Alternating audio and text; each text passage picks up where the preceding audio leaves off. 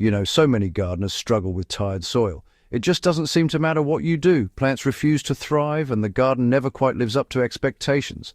It's frustrating, isn't it? But what's really going on beneath the surface might surprise you. Most gardeners think their soil is tired because it's missing fertilizer, but actually, in reality, most soil is tired because it's biologically asleep. People keep throwing compost, manure, and expensive organic fertilizers at their beds, but, well, the plants still stall out after a few weeks. Leaves stay pale, growth slows down, and fruit production never matches what the seed packet promised. You know, the problem isn't always nutrients. More often than not, the real issue is that the soil life that unlocks those nutrients just isn't active enough to actually use them. Honestly, I've seen this play out time and time again in my own gardens. I used to think that if I just added more fertilizer, my plants would thrive, but, well, it turns out that's not the whole story. Sometimes you can do everything by the book, but if your soil biology isn't thriving, your plants just won't get what they need. It's a bit of a wake-up call, realizing that the invisible world beneath our feet is just as important as anything we do above ground. I learned this the hard way after a season where my raised beds looked fine on paper, but performed terribly in practice. The compost was good, the beds were mulched, and the irrigation was consistent, yet the plants were sluggish. Tomatoes stalled at knee height, peppers stayed thin, and lettuce bolted early. When soil looks dark but plants still struggle, that's usually a sign the microbial engine isn't running strong enough. Healthy soil isn't just organic matter sitting there, it's a living system constantly breaking things down and feeding roots. So, let's talk about the solution I've found: compost powder. After years of working with all sorts of compost, I realized there had to be an easier way to boost soil health, especially for folks who don't have the time or space for big compost heaps. Compost powder is honestly a bit of a game changer. It's quick, clean, and, well, just so much more convenient than traditional composting methods. This simple kitchen compost powder changed how I wake up that soil system. The product I've been testing is a finely ground microbial compost booster made from dried kitchen compost, mineral dust, and carbon-rich plant material. Because it's powdered, the microbes and organic compounds spread evenly through soil instead of clumping like regular compost sometimes does. A small scoop goes a long way. So, I've been using, well, roughly 2 tablespoons per square foot when preparing beds, or just a teaspoon per plant when side dressing vegetables. If you want to try the exact blend I've been using, I've put the link in the description so you can check out the full details there. What really surprised me honestly when I started testing this powder was just how quickly the soil responded. Normally, when you add compost to a garden bed, it takes weeks for microbial populations to build up enough to make a visible difference. Now let's dive into the science behind why this works, and talk about some specific situations where you might want to use it. There's actually a good bit of research showing that targeted soil amendments like this can rapidly boost microbial activity, especially in tired or depleted soils. For example, if you're growing heavy feeders like tomatoes or squash, or if you're trying to revive a patch of ground that's been neglected for a while. This sort of blend can make a real difference. And you know, it's not just for vegetables. Fruit trees, perennial beds, even lawns can all benefit from improved soil biology. So whether you're starting a new garden or looking to give your established beds a bit of a kick, it's definitely worth considering. Powdered compost works faster because the particles are already broken down into tiny fragments that microbes can colonize immediately. When I first mixed it into a raised bed growing spinach and kale, The leaves noticeably deepened in color within about 10 days.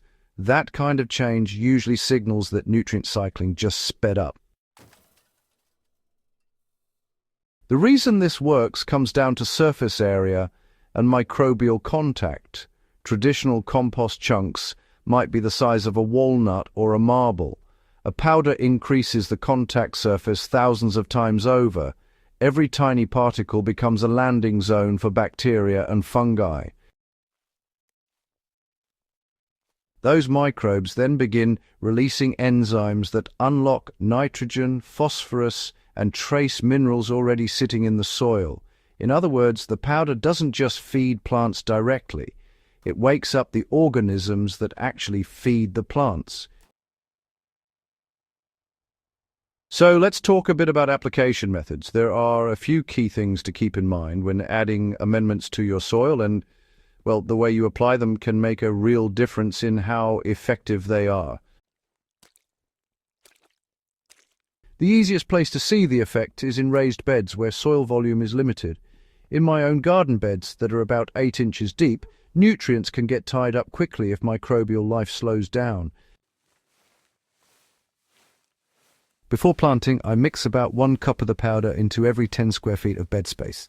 I lightly rake it into the top 2 inches of soil and then water the bed deeply. Within about a week, you can usually see fungal threads forming right in the mulch layer, which is exactly what you want, honestly. That's a sign the soil food web is getting active again. Another place this powder works surprisingly well is in container gardens. Pots tend to lose microbial diversity over time because watering flushes microbes out and, well, organic matter breaks down pretty quickly. For containers around 5 gallons in size, I mix about 1 tablespoon into the top layer of soil every 3 weeks during the growing season. Now let's talk a bit about some advanced uses and, a few common misconceptions. There's a lot of excitement about these techniques, but it's important to understand what they can and can't do. Used correctly, they can really boost plant health and soil life, but they aren't a magic fix for every problem. So always consider your specific situation, and if you're not sure, start small and observe how your plants respond.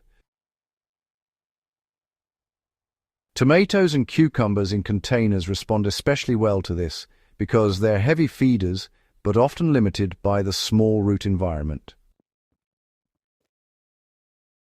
Hydroponic growers might think this kind of product doesn't apply to them, but that's not entirely true.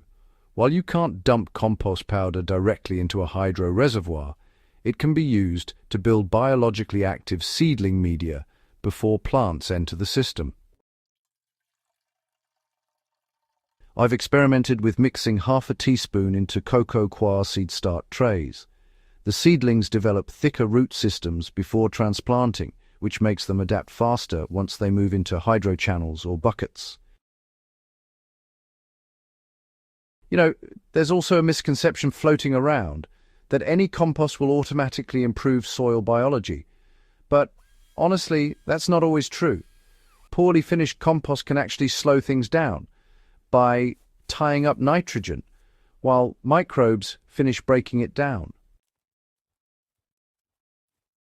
Over the long term, using the right kind of compost really pays off. It helps build a healthier soil structure, supports a thriving microbial community, and, well, improves nutrient cycling for your plants. By choosing high-quality, stabilized compost, you're setting yourself up for better harvests and more resilient gardens, season after season. Powdered compost avoids that problem because the material is already fully stabilized. So, when you add it, microbes aren't struggling to digest large pieces of carbon. Instead, they immediately begin cycling nutrients, which honestly gives your soil a real head start. One of the biggest visual signs that this approach is working is earthworm activity. In beds where I've applied the powder consistently, earthworm numbers increased noticeably over a single season. Worms are drawn to microbially active zones because that's where food is constantly being produced. More worms means more soil aeration, better water infiltration, and more castings being added directly into the root zone. That doesn't mean compost powder replaces traditional compost completely.